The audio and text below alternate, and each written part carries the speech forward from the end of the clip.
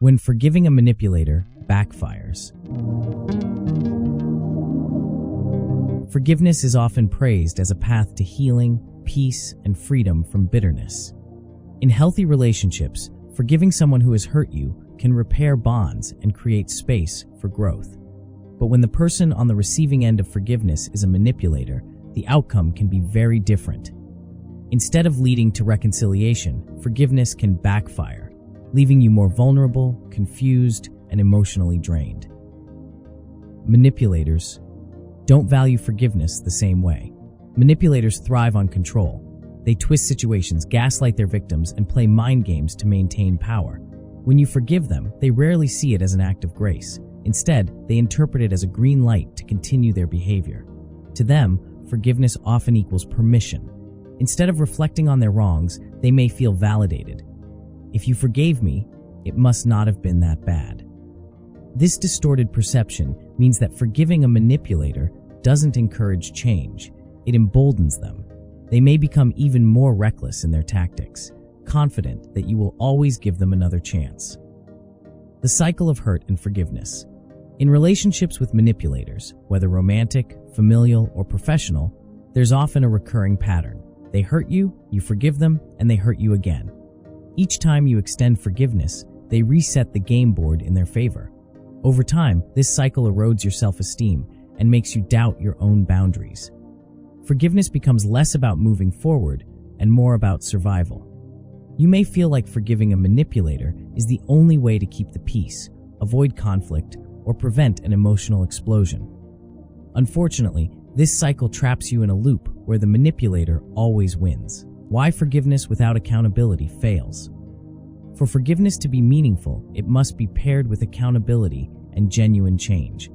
A sincere apology, acknowledgement of harm, and visible efforts to do better are what make forgiveness effective.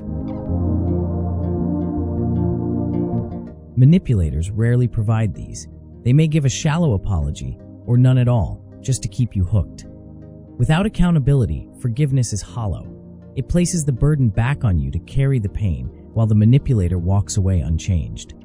This is why forgiving them too quickly or too often backfires. It shifts responsibility away from the one who caused harm and onto the one who suffered it. The emotional toll on the victim. Constantly forgiving a manipulator can damage your mental and emotional health. You may begin to question your worth, wondering why the person keeps mistreating you despite your kindness. It can lead to feelings of resentment, anxiety, depression, and self-blame. Even worse, manipulators often use your forgiveness as a tool against you. They might say, "You already forgave me, so why bring it up again?" This silences your voice and prevents you from addressing ongoing harm. What was meant as an act of healing becomes another weapon in their arsenal. Healthy alternatives to blind forgiveness. Forgiving a manipulator doesn't have to mean letting them back into your life or tolerating their behavior. In fact, the healthiest form of forgiveness is often internal. It's about releasing the bitterness within you, not excusing the other person.